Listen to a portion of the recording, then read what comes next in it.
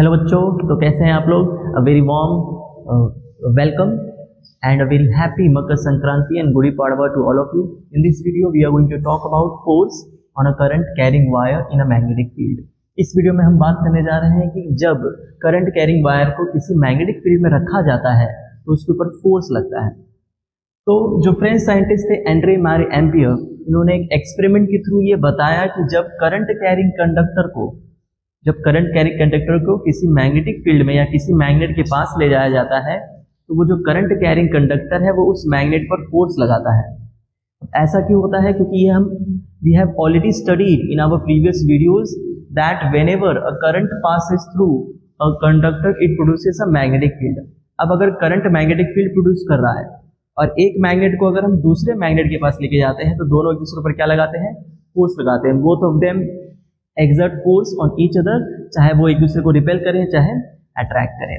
तो एंड्रे मारे एम्पियर ने क्या सजेस्ट किया? एंड्रे मारे एम्पियर ने सजेस्ट किया कि if the current carrying conductor exerts a force on a magnet then magnet should also exert the same and equal and opposite force on the conductor.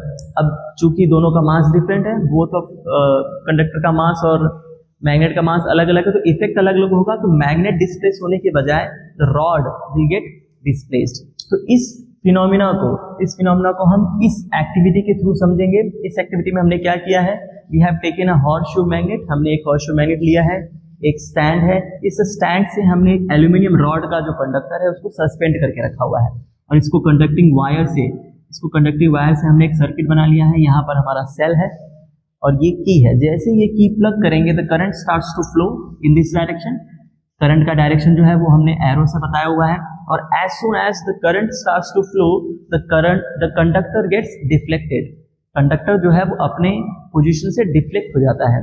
किसी भी object को move करने के लिए हमको सबसे इंपॉर्टेंट चीज चाहिए होती है फोर्स। दैट मीन्स यहाँ पर फोर्स लगा और वो फोर्स किसने लगाया?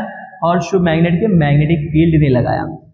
तो इसका अर्थात ये है कि whenever we place a current carrying conductor in a magnetic field, the conductor or the current carrying wire experiences a force. अब ये जो फोर्स है, ये डायरेक्शन ऑफ फोर्स है, ये किन चीजों पर डिपेंड करता है? अगर मैं डायरेक्शन इस सेल की पोलैरिटी को अगर मैं रिवर्स कर दूं, मतलब माइनस ऊपर कर दिया जाए और प्लस ऊपर कर दिया जाए, तो direction of current will reverse. If the direction of current is reverse, then the conductor will displace in opposite direction. तो direction of displacement जो है या direction of force जो है वो भी क्या हो जाएगा? रिवर्स हो जाएगा। उसी तरीके से डायरेक्शन ऑफ मैग्नेटिक फील्ड पे भी डिपेंड करता है। अगर मैं ये हॉर्सशू मैग्नेट का नॉर्थ पोल नीचे कर दूं, साउथ पोल ऊपर कर दूं, मतलब direction of magnetic field is reverse, then also the displacement of conductor that is the force acting on the conductor will get reverse.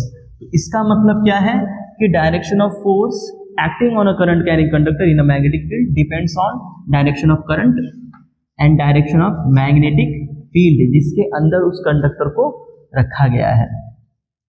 Now displacement of rod is maximum। ये जो rod है वो सबसे ज्यादा डिस्प्लेस तब होगा when the direction of current and magnetic field are perpendicular to each other। मतलब magnetic field का डायरेक्शन और करंट का डायरेक्शन जब परपेंडिकुलर होगा तब ये मैग्नेटिक फील्ड जो है वो मैक्सिमम होगी। अब इसका डायरेक्शन जानने के लिए कि कंडक्टर कौन से डायरेक्शन में डिस्प्लेस होगा, इसके लिए एक रूल है जिसके बारे में हम नेक्स्ट वीडियो में बात करेंगे। वो रूल क्या है? Fleming's left hand rule.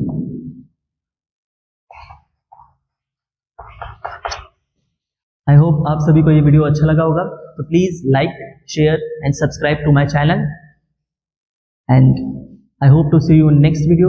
Bye bye. Thank you.